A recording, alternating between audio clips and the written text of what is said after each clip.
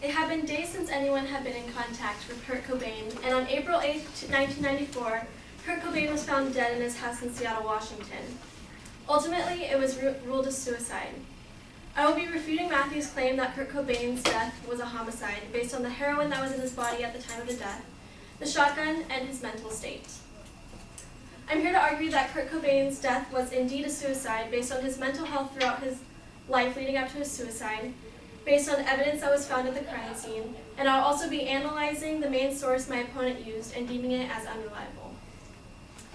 Kurt Cobain's death was a suicide based on his mental health throughout his life. According to an article by Kay Redfield Jameson, professor of psychiatry at the Johns Hopkins University School of Medicine, a leading U.S. expert on bipolar disorder, he stated, "Since his youth, Kurt spoke constantly of death and of suicide and an early death. I hate myself and want to die was Kurt's personal mantra. He repeated it constantly in conversation and in his journals and hurled it at journalists during interviews. He even intended on using it as an album title. It was not like Kurt Cobain one day found himself in a funk and decided that he had depression and suffered from bipolar disorder. This had been a recurring theme that could be seen from an early age. From Kurt's actions to his behavior, it was visible that he had been suffering from a mental illness. Along with manic depression, Kurt also experienced mania. As stated by Bev Cobain, Kurt's cousin and registered nurse with a background in mental health, stated, she defined mania as being expressed in many different ways. For example, the rage, euphoria, and high energy, irritability, distractibility, and overconfidence that Kurt often illustrated. This can be seen in some of Kurt's actions and his behaviors. Manic, as well as Kurt's depression, can be seen in his drug abuse. According to an article by Goal Webb, Kurt had started using drugs at the age of 6 because he's an hyperactive child and was prescribed Ritalin. Later on in his life, he became addicted to Ritalin, and from there experimented with other drugs. He started experimenting with hash, and in 1986, he first experimented with heroin. After Kurt started using heroin, his drug habits became out of control, which did not help his mental health. As well as Kurt's mental health contributing to his suicide, the evidence that was found at the crime scene also contributes to it being a suicide. Going back to April 8, 1994, when the police found Kurt's body, they also found a shotgun in his hands and his drug kit at his side. In an article from CBS News on March 17, 2016, the Seattle Police Department shared photos of the shotgun. 22 years after Kurt Cobain's death, they decided to release the photos of the gun. As stated by CBS News, the photos were released so that they could dispel any rumors propagated by conspiracy theorists that the shotgun had melted down to hide evidence in a supposed Seattle Police Department to cover up a potential murder. In an article from Time magazine on March 24, 2014, they showed 2 recently released photos from the crime scene at Kurt's house. In those 2 photos, you can see Kurt's drug kit that was used moments before his suicide. It is said that Kurt had 3 times more than the amount that would be lethal to a heroin addict. Lastly, the primary source that my opponent used is unreliable because it is based solely on the theory of Benjamin Stalter and Richard Middleton. The main perspective of the film, Soaked in Bleach, is based on the experiences that Tom Grant had during the time leading up to and after Kurt's death. Tom Grant is a private investigator that worked with Courtney Love.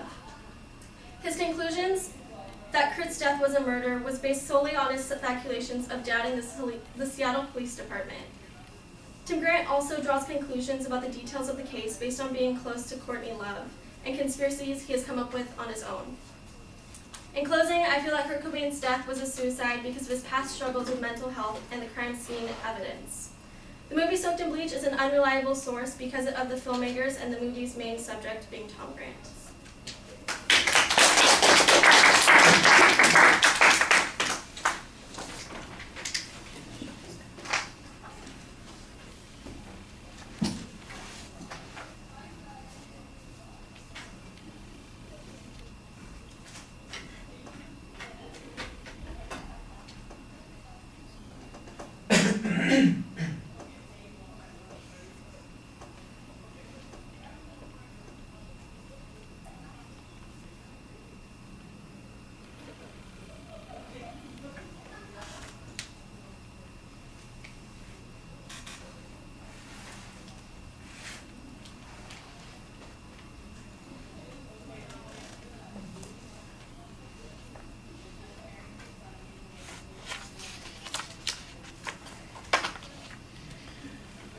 All right, well, you identify the proposition clearly, that's fine. You go through the structure of the advocate's argument, at least you try to break it down so it makes some sense, and you talk about the mental health of Kurt Cobain, you talk about evidence at the crime scene, and you've got the challenge to the source that the advocate used. I think that's a pretty reasonable structure given the way the argument developed in the first place.